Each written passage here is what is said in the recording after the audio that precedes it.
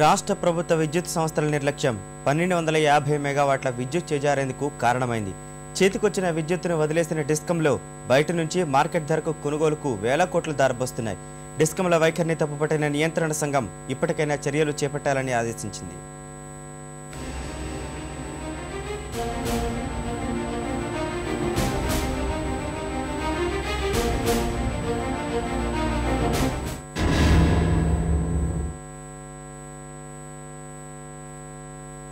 రాష్ట్రంలో ప్రైవేటు రంగంలో గ్యాస్ ఆధారిత విద్యుత్ ప్రాజెక్టులున్నాయి.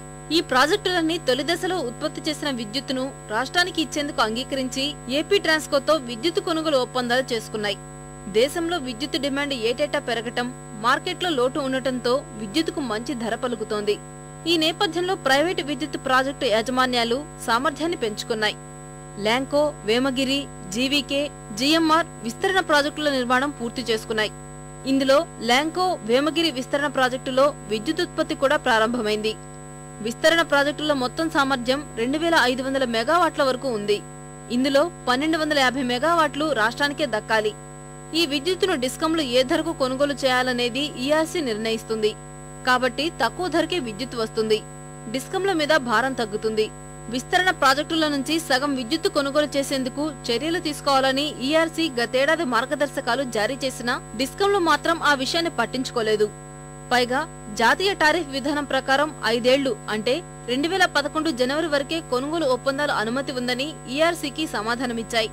వాణిజ్య తరహాలో చేపట్టిన ల్యాంకో విస్తరణ ప్రాజెక్టుకు గ్యాస్ కేటాయించినా రాష్ట్రానికి విద్యుత్ ఇవ్వకుండా బయట అమ్ముకుంటుందనే విషయాన్ని సిపిఐ నేత నారాయణ తదితరులు ఈఆర్సీ దృష్టికి తీసుకొచ్చారు. దీనిపై వివరణ కోరగా డిస్కంలు చెప్పిన కారణాలు పొంతన లేకుండా ఉన్నాయని ఈఆర్సీ వ్యాఖ్యానించింది.